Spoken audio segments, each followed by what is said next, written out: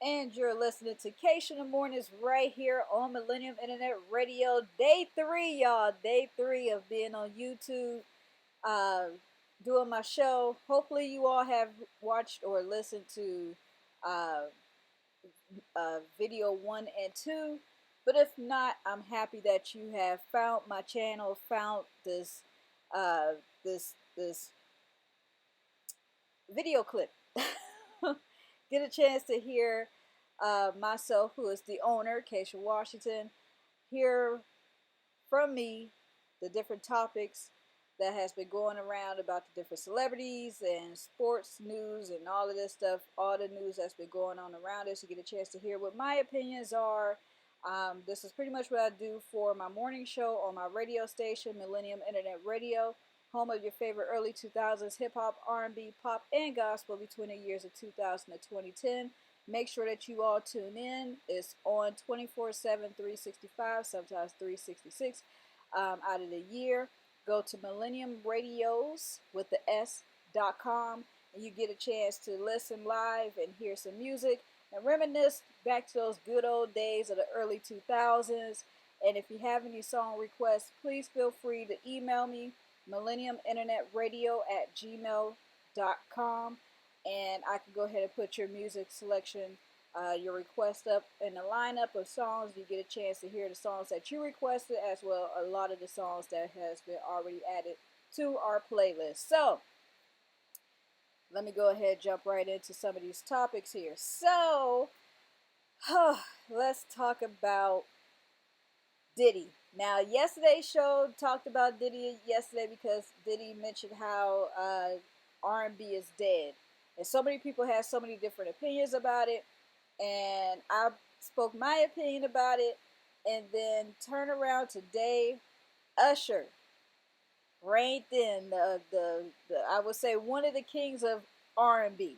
I'm not gonna say he's the king, but he's one of the kings. I know that you can only have one king, but in my book, you have at least my top five, and Usher is up there in the top five. But Usher says that Diddy is nuts for saying that R&B is dead. And just to hear the clip of him talking about his opinion of what Diddy said, I've never heard Usher even raise his voice or even say anything pretty much outward like somebody's nuts. I never heard him say anything like this before. So you can see where the passion is coming from for Usher, because you know Usher came out back in like uh, late 80s, but definitely was out there full blown in the 90s. Majority of us had crushes, us females had crushes on Usher.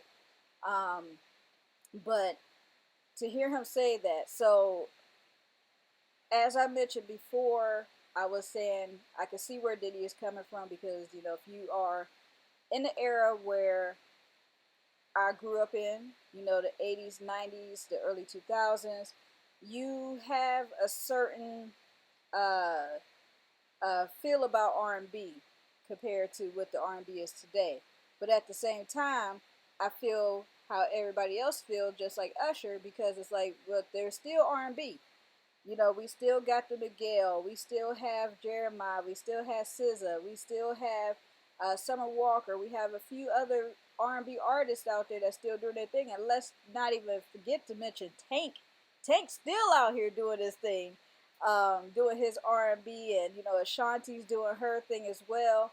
So there's still artists out here doing R&B, but it is being overshadowed by some of this new rap music that is talking about everything other than love, and trying to get you're trying to get a relationship or get that significant other back. So I think Diddy should have worded it differently. Instead of saying R&B is dead, I think he, as I said before, Diddy being Diddy, and people was like, well, what are you talking about Diddy being Diddy? Well, we all know that if Diddy says something, it's usually trying to bring attention to something.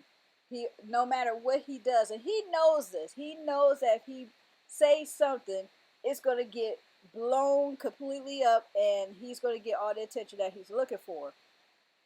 Not sure why he needs any extra attention, but I can't be mad at a person for their opinion, right? So I know Usher is upset with the whole uh, uh, of what Diddy said, of the line that he said, but at the same time, we don't have to like somebody's opinion, but we kind of got to respect them, though. You know what I'm saying? So Diddy had his opinion. So many people is on Diddy's side. Some people is in the middle, like myself. Some people is like saying it's not completely dead. As I mentioned before, I just think R&B is being overshadowed by some of the new rap hip hop songs that are out here currently today. So R&B lovers like myself, I continue to listen to my 80s, 90s, and my early 2000s R&B. I may catch some of the new school R&B here and there, but um, it's not dead. It's not. It's just being overshadowed. And I think that's what he really meant. So, Usher, calm down. It's cool. We know what he meant. He just, it just came out wrong. All right. So, the next topic we're going to talk about is Gary Owens. Well, Gary Owen. It's not an S. Gary Owen.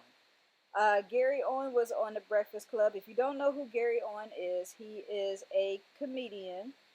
And Gary does not mind people saying that he's a white boy, a white man who's a comedian.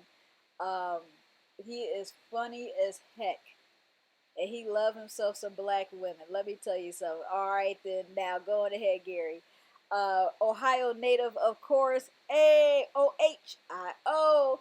So, Gary's on the Breakfast Club, and if you haven't heard the past few years, previous years, his divorce got like really big publicity, and it was really nasty to a point where um, there was some accusations of Gary cheating on his wife, and she took to social media and called out a few people because she felt like that person was the one who set her husband up, who is Gary, on this date with this new person, and pretty much caused the divorce in their marriage. So back in 2020, 2021, we got a chance to hear from the wife.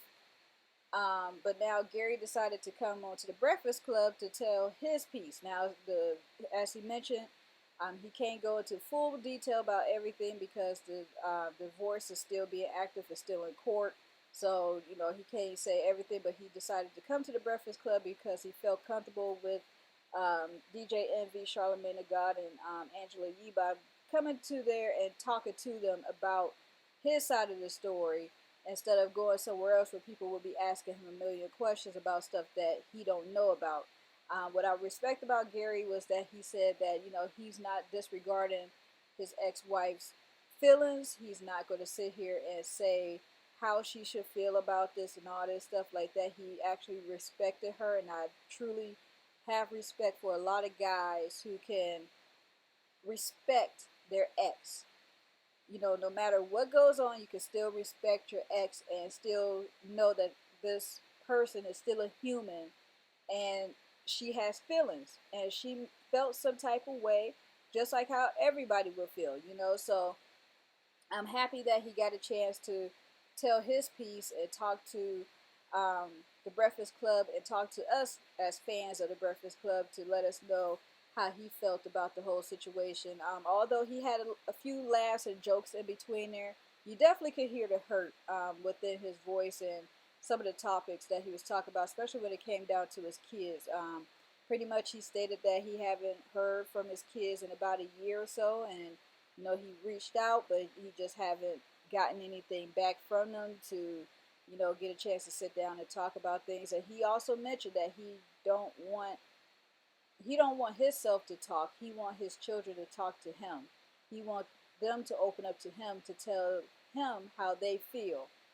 You don't see too many guys like that. And to be honest with you, I'm not going to sit here and give him all the glory because I'm not in his children's shoes nor in his ex-wife's shoes. People could come on YouTube and all these different radio shows and interviews and make themselves to seem like they are just the nicest people ever, but then when you are behind closed doors with them, they're totally different. So I'm not giving him the glory, but just from what I've seen on the Breakfast Club, it made me say, like, I kind of got to respect the guy a little bit. I don't know what the situation is, nor is it my business of what the situation is, nor am I going to sit here and say that his children should, sit down and talk with him. All this became very messy, and we all know, like, divorces. There's some divorces that are that can be done fast, easy, and it's, you won't even know. But then there's majority that are like really nasty and bitter and just tear the family completely apart. So all I gotta say is, if you haven't watched The Breakfast Club, the interview with Gary Owen, make sure you go onto YouTube, type in The Breakfast Club, and you will see Gary Owen's picture on there. You just go ahead and click on it and listen to the interview. It was a really good interview. He opened up a lot about how he felt, and so much more. And yeah, that's my plug for the Breakfast Club. So Breakfast Club.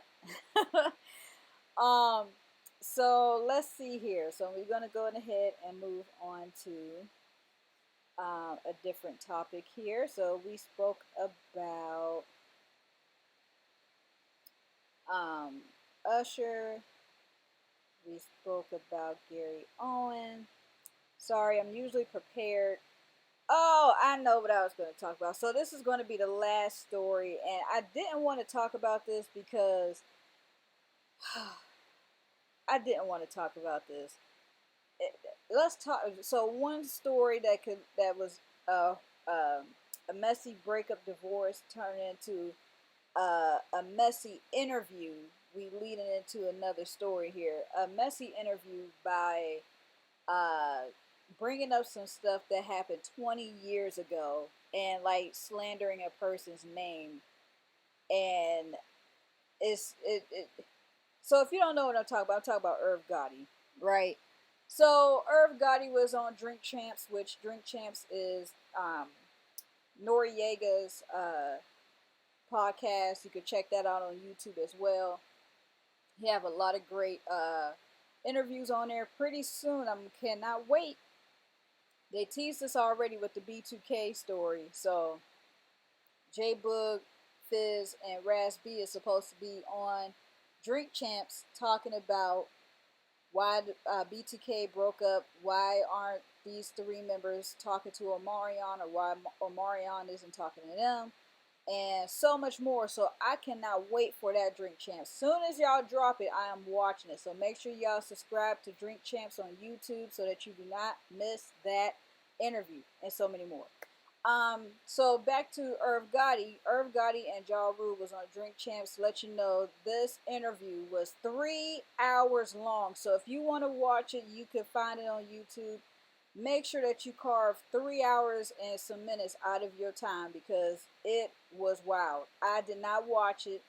I have a thing about guys talking bad about their exes, as I just mentioned before in the Gary Owens story. I respect the fact that a man can sit there and say, "This is what happened," but I'm going to give her her space. I'm going to let her feel the way she want to feel. I'm not going to speak for her, and I'm not going to sit here and talk bad about her because she is human. I did have love for her, and let's move on. Well, Irv Gotti does not live by those rules. And if you paid attention to, like, back in the day in the early 2000s, he had his own reality TV show about his family. And, you got a chance to see him doing some interviews back in the day in the early 2000s. And he made some great hits. I can tell you one thing. The man is a really great producer, but I would not ever date anybody like a Irv Gotti. I don't know where the anger and the loudness got, and I know that you're a business person, so you don't want people to walk all over you as a business person. You want people to respect you, and sometimes I know back in the early 2000s, I saw a lot of people, a lot of men back in the day.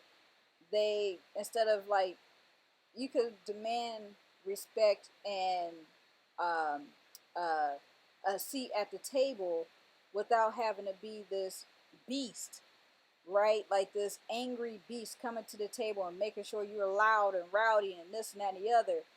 You don't have to do all that, but I'm not in their shoes. So the Irv Gotti interview, and I'm just going to talk about the part where it was Ashanti at because um, not to. I mean, Ashanti is not my favorite R&B artist, um, but I definitely grew up. I wouldn't say grew up. I was in college. I mean, high school when Ashanti first came out, and I respected the mess out of her because she was like the not one of the only female artists on Irv Gotti's label, uh, but she was definitely in every song back in the day. She was either singing a hook, had an actual part in the song, or had her own song. The girl was everywhere. So you had to respect the fact it was almost like the Ashanti era in the early 2000s. There was not one song that you could listen to that you didn't hear Ashanti in the background, or see her name as a feature on a lot of these songs. So big shout out to Ashanti. Ashanti's still doing her thing out here. She was able to get all her masters, and she's remixing all of them and putting them together in the way that she wanted them to be. And she's just out here living her best life. And that's why I don't understand why Irv Gotti got onto the show to slander her name. And to be honest, people are like, well, he didn't slander her name. I think he did, because why not have her there? And I'm pretty sure she don't want to be there in the room with both of them. Well, she don't mind Ja Rule. Her and Ja Rule still go on tour and do all the shows together and stuff. But I wouldn't want to be in a room with this man either, especially if he's doing and saying different things that he's saying. Can you imagine if she was there at the Drink Champs interview and he's like, well, I slept with you 20 years ago and you did this and now you don't like me, and I found out that you was dating Nelly on TV while I was doing whatever, and now, I've just, can you imagine that? And Irv have, he have that dominating factor about him where a person could be talking, but he'll over talk you. And that's what I mean. I can't deal with guys like that. Don't over talk me. Let me talk. Let me get my opinion out. Let me hear it. Let me get my thoughts out. And I want you, while I'm talking, I want you to listen, comprehend what I'm saying so we can have a conversation. There's no conversation if you're trying to dominate the conversation and trying to shut me up by you barking louder than myself. And so with him talking about her, how the song "Baby" came out because they had sex or whatever, and the song came out that way, and they actually had a relationship, and at the time he wasn't married, and all of this stuff. But my thing is, I mean, he didn't say he wasn't married, but him and his wife was broken up at the time. You are not broken up out of a marriage unless you have a divorce, right? So if you are married to somebody, you like, you know what, we need a break. That's exactly what it is, a break. But you are not divorced.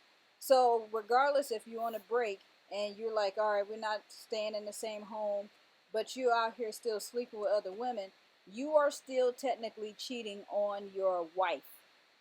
Okay? So no matter how you want to put it, you still cheated on your wife. Um, so he put this out there now, social media, and everybody buzzing. Everybody like, oh my gosh. But I'm happy that a lot of people are taking Ashanti's side, because we're like, why did you bring this up 20 years ago? Like this is 20 years now. But I don't know if anybody watched it. I have to get myself back into watching TV again, so hopefully BET re-airs it. But Irv Gotti, for Murder Inc. had a biopic on BET.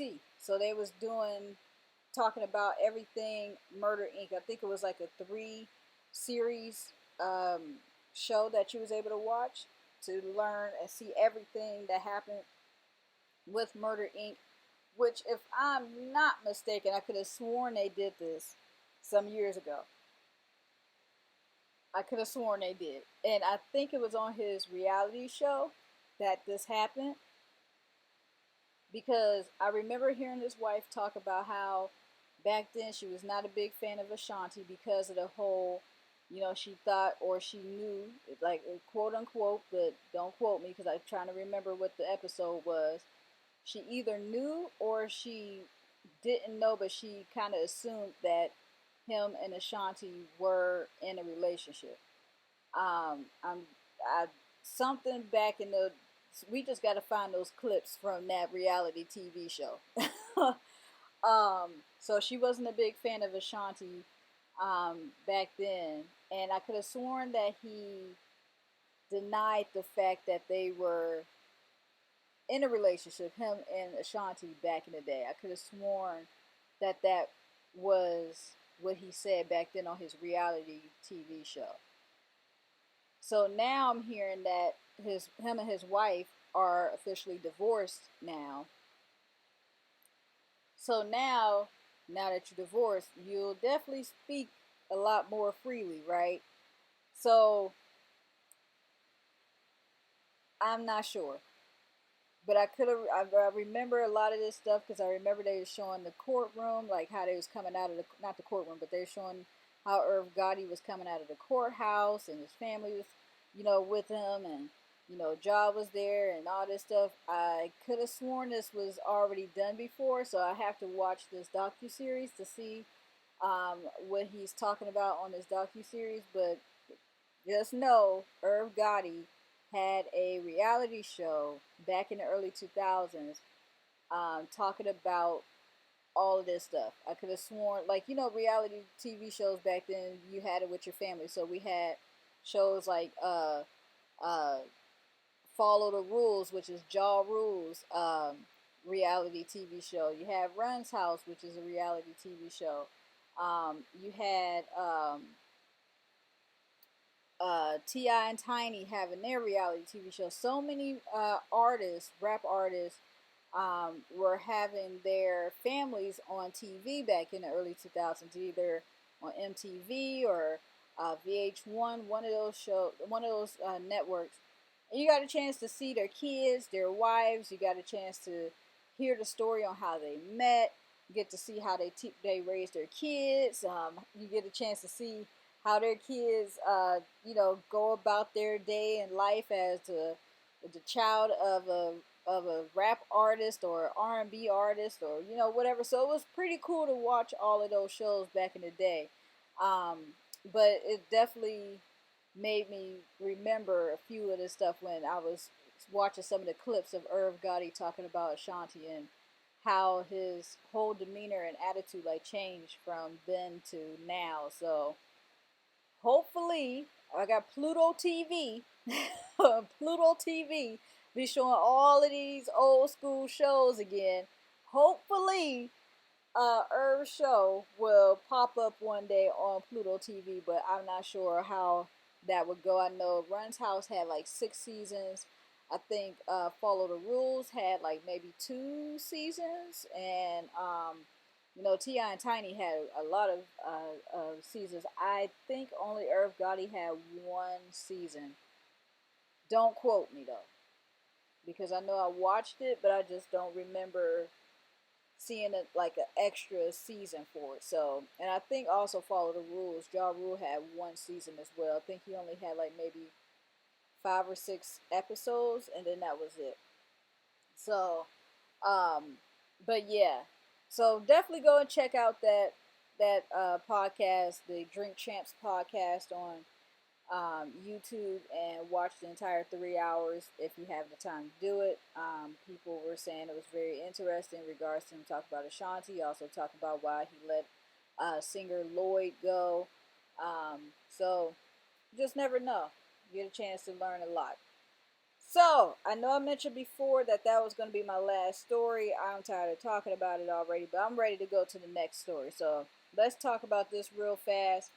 RSVP. No, I'm not talking about going to RSVP at a lunch date or a dinner date or at this event that's coming up. I'm talking about RSVP, which is the quote unquote new R&B group coming together, right? So RSVP stands for Ray J, Sammy, Bobby V, and Pleasure P.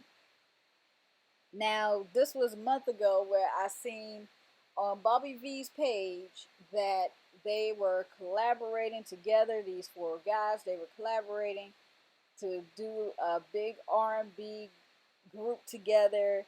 They felt like this was going to be great for the audience and the fans. Now, to be honest with you, I was excited, but I had my reservations, right? I kind of figured that this was not going to last, and I'll tell you why it's not going to last very soon. So, um, we have a lot of big personalities within that group, and the biggest personality of that group is Ray J. I listen. I bought his Radiation album back in the early 2000s because of the song One Wish. But to be honest with you, I was not a big fan of Ray J from the get go. From Moesha to, all the other, he had a hit song back in the 90s. I wasn't a big fan of that either. It's just his personality to me that throws me off, and I'm just not a fan of his. And not saying that he's a horrible guy. It's just I just for some reason just never clicked to him.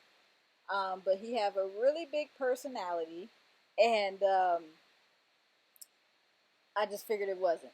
And it's just not only him. The other three guys got some big personalities too.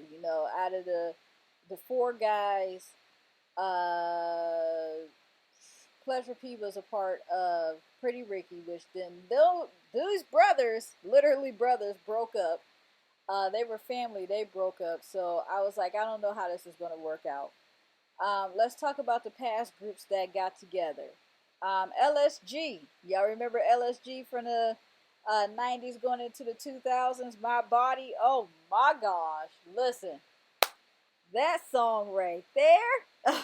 Oh, I need to put that song on. That was my song. So LSG went for Levert, Sweat, and Gill. And I think that the group would have still been together if Gerald Levert, rest in peace, did not pass away. But when I tell you those three guys together, I think they could have been the longest running male R&B group to collaborate ever, right? They had some songs, and I was, oh my goodness, now the song is stuck in my head, my body. But anyways, so after LSG, there was TGT. TGT stood for Tyrese, Genuine Tank, or Tank, Genuine Tyrese. Whatever, whichever way you want to go about it, that's what TGT represented. Um, they did not last long, unfortunately. I think they had one album out. Don't quote me on that. I wasn't a big fan of them three getting together. Um, although each three, they were R&B artists, they all just needed to be separated for me to like them. Like I like Tyrese for certain songs. I like Genuine for certain songs. I like Tank. I mean, I just love Tank to be honest with you. But anyways, them three together, it it just I don't know. It was something about it that I just couldn't grasp my mind or my hand around to want to listen to or to purchase their album. Tank was on Drink Champs as well, so once again, make sure y'all check out and subscribe Drink Champs on YouTube, and you get a chance to see his interview as well. He talks about the reason why they split. He talked about the different personalities that each one of them had. And once again, Tank took responsibility on his part of why the group broke up. And once again, I always have respect for guys who can take ownership and who does not slander other people to make themselves look better. So shout out to Tank as well for, being a grown man about it and, taking ownership of what parts you played in the role as well. Um, so now we had RSVP. RSVP promoted probably like about a month ago, and found out today that RSVP is no longer RSVP. R and S got into a fight, and both of the guys had their own side of the story. Ray J claims that he beat up Sammy. Sammy says he did not beat him up. There was no fight. Sammy drank too much and he was grabbing for a door that wasn't there and fell over. So he had like a bruise or something like that on his face. I don't know. I personally don't even care. But this is what was said. I was actually kind of rooting for these guys because I was like, this will be something nice for us to see within the early 2000 stages of the guys getting together, because we had, the 80s, 90s men coming together, and then we had, the 90s, early 2000 men to come together, but then we actually had the official early 2000 people come together. So Tyrese came out in the 90s. We had Genuine out in the 90s. We had Tank come out in the 90s. So they were 90s bred going into the early 2000s, where Ray J, Sammy, Bobby V, and Pleasure P. Well, actually, Bobby V came out in the 90s as well. Bobby V was a part of a group back in the 90s. So two of the members of RSVP was in groups. But I was rooting for them. I kind of wanted to see what this was going for. I love me some Bobby V. That man could sing his behind off. I got, what, three of his albums from back in the early 2000s. Yeah. Yeah. Each one of these guys holds certain places in my heart on why I like their songs, and I was, like I said before, I'm gonna keep repeating myself. I was rooting for them, so I'm hoping that we could possibly get one album out of this. But from the sounds of, Ray J and Sammy going at it, we're not sure if that's gonna be a thing anymore. But at least they tried. They got us hyped for it. They got us wanting it. So the fact that they have us wanting it, hopefully that they could find some way to mend whatever situation they had going on and get us an album. We want to hear the music. So on that note, I'm going to go ahead and close out once again for all these topics that I spoke about today. Make sure that you put your comments or your opinions, your thoughts at the bottom in the comment section. Let me know what you think. Let me know what your opinions are and your comments are, and I can go ahead and share it and talk about your comments on the next show. You get a chance to get yourself a shout out. Um, Definitely follow us on social media, which is Facebook, Millennium Internet Radio, uh, Instagram, Millennium Internet Radio, and Twitter, Millennium INTE, the number 6. Follow us, like, share, subscribe to us on YouTube.